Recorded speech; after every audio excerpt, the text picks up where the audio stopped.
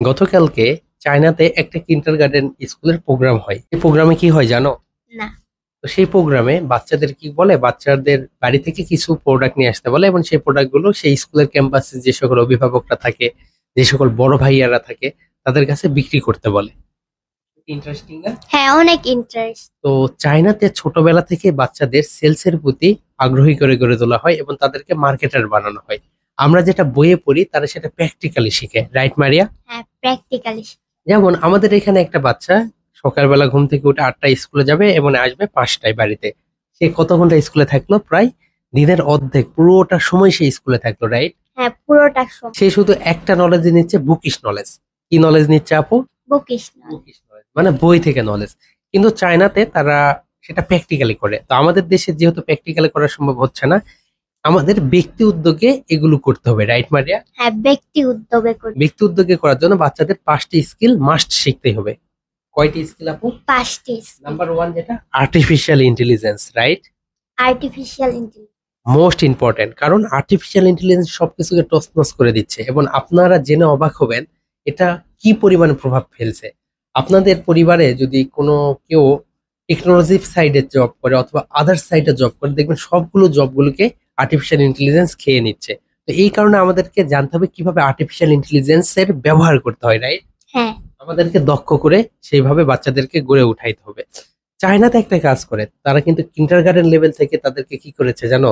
Artificial intelligence বাধ্যতামূলক করে দিয়েছে।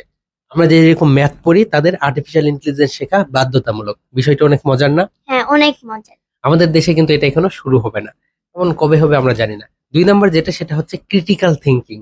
ক্রিটিক্যাল থিঙ্কিং মানে কি জানো? হ্যাঁ। ক্রিটিক্যাল থিঙ্কিং মানে হচ্ছে একটা চিন্তা, সেটা ভিন্নভাবে কিভাবে করা যায়। একটা ক্লাসে যখন 50 জন স্টুডেন্টস থাকে, 50 জনের 50টা মতামত থাকবে, রাইট? এটাকে সুন্দরভাবে একটা সমাধান করা যায়, সেটা হচ্ছে ক্রিটিক্যাল থিঙ্কিং, রাইট মারিয়া? হ্যাঁ। ক্রিটিক্যাল থিঙ্কিং মানে সবাই যেভাবে চিন্তা করে তার থেকে একটু ভিন্নভাবে চিন্তা করে কোনো একটা প্রবলেমকে সমাধান দেওয়া, রাইট মারিয়া? হ্যাঁ। এরপরে হচ্ছে নেগোসিয়েশন স্কিল। নেগোসিয়েশন স্কিল মানে হচ্ছে দুইটা পক্ষের মাধ্যমে সমঝোতা, রাইট? হ্যাঁ। এমন নেগোসিয়েশনে আপনাদের বাচ্চাদের একটা বিষয় খেয়াল রাখবেন, যাতে দুই পক্ষই জেতে। তাহলে দেখবেন সেই নেগোসিয়েশন থেকে ভালো একটা নেটওয়ার্কিং তৈরি হবে, রাইট মারিয়া? ইয়েস। 4 নাম্বার যেটা, এটা হচ্ছে think out of the box. তার মানে আমাদের বক্সের বাইরে চিন্তা ভাবনা করতে হবে, right? বক্সের বাইরে।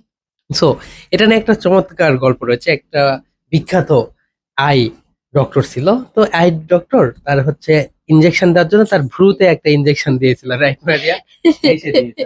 তো ওই যিনি হচ্ছে পেশেন্ট ছিল, রুগী, তো রুগী ডক্টরকে কি বলে জানো?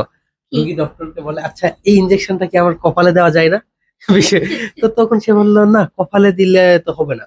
তখন সে বলে, আপনি যখন কপালে টাচ করেন আমি একই সুন্দর একটা অনুভূতি পাই।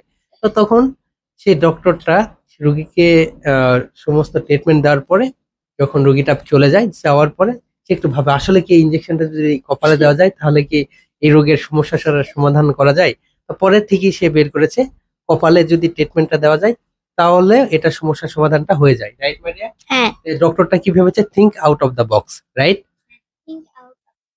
এবং ফাইনালি ক্রিয়েটিভিটি। ক্রিয়েটিভিটি মানে সৃজনশীলতা, রাইট? তোমার একটা সৃজনশীলতা রয়েছে, আমার একটা সৃজনশীলতা রয়েছে, রাইট? হ্যাঁ। তোমারটা আলাদা, আমারটা আলাদা। তো এইরকম প্রতিটা বাচ্চা ইউনিক এবং তাকে সেইভাবেই গড়ে তুলতে আপনি আপনার বাচ্চাকে সুন্দরভাবে যেভাবে ছোটবেলা থেকে গড়ে উঠাবেন, সেভাবেই সে আস্তে আস্তে আস্তে গড়ে উঠবে, রাইট মারিয়া? হ্যাঁ। তো আজকের মতো এই পর্যন্তই, দেখাবে পরবর্তী একটি ভিডিওটা। Till then, right side, tata for now, love you and live you.